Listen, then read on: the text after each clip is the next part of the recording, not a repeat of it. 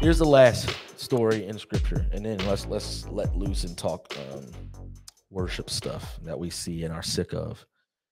This comes out of First Kings, and in First Kings 12, we're seeing that the nations of Israel are split. I mean, the kingdoms of Israel are split in the southern kingdom and northern kingdom. Now, Jeroboam was sick of the southern kingdom, and he wanted to do his own thing in the northern kingdom, and he wanted to make sure that people in the northern kingdom didn't get homesick and start going back to the southern kingdom so they can worship. So Jeroboam is saying, I'm going to do my own thing, and I'm going to build a temple so that you guys can come here and worship. The point of this is worship. The point of worship is Yahweh being glorified. This is Israel. We've been given instruction. We know what Yahweh is about. We know what the instructions are about. Supposedly,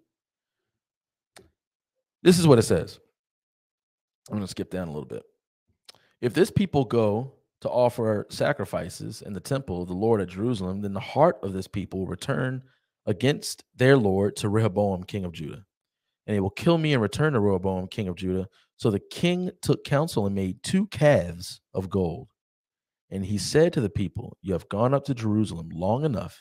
Behold your gods, O Israel, who brought you up out of the land of Egypt. And he set one in Bethel and the other he put in Dan. Then this thing became a sin for the people, went as far as Dan to be before one. He also made temples on high places and appointed priests from among all the people who were not of the Levites. And Jeroboam appointed a feast on the 15th day of the 8th month, like the feast that was in Judah. He offered sacrifices on the altar, so he did in Bethel, sacrificing to the calves that he had made. Okay, I'm not going to read the whole thing. Here's the thing. You can read that, and you can say, yeah, I mean, we get it. In the Old Testament, Israel was wild, and he was always doing idolatry and stuff like that. But what's interesting about this story is that this story isn't included in the narratives of Israel committing idolatry. This isn't included in that narrative because it's not seen as them doing, like, they're not turning and worshiping these things. They're there, they're present, the calves, but they're not worshiping these things. They're just ignorantly erecting these things because the northern kingdom is a little bit more multicultural.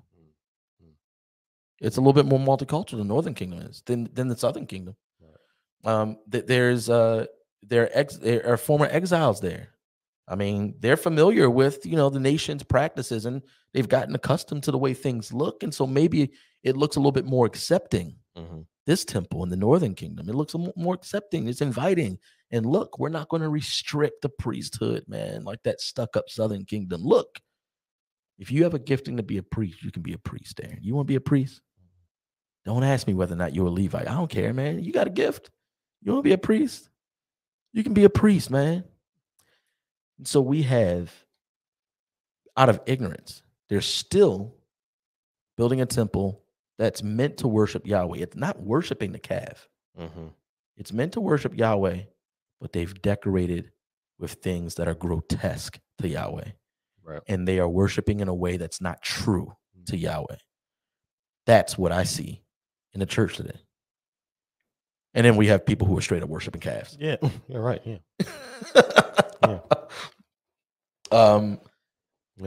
Yeah. Let's talk about some of that. Let's take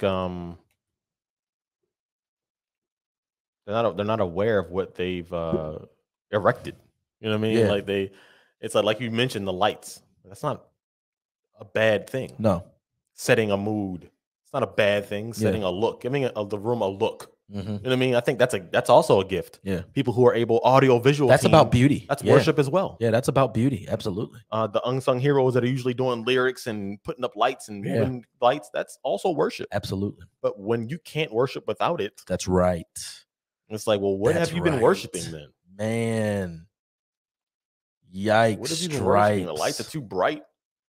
Yikes. Well, there's no piano. I was told that one time. I was playing guitar one time. He said, "Oh, we can't have worship without a piano." It's like a chapter verse. Yeah.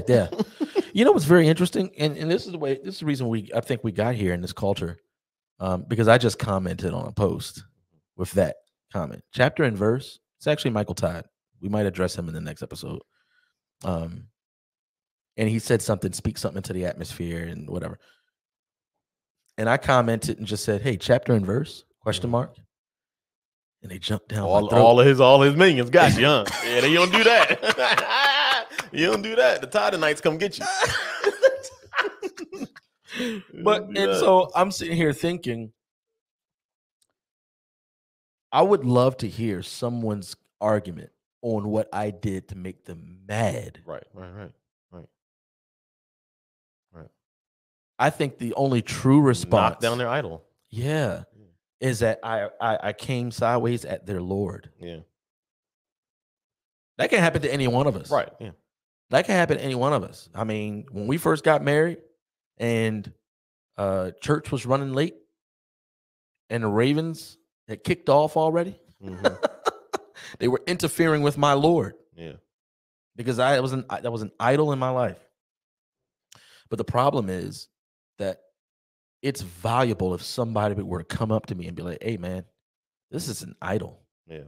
But today, like we saw from millennials, they're judging me. Yeah. And that's not the problem. The problem is we don't think judgment is good. Right.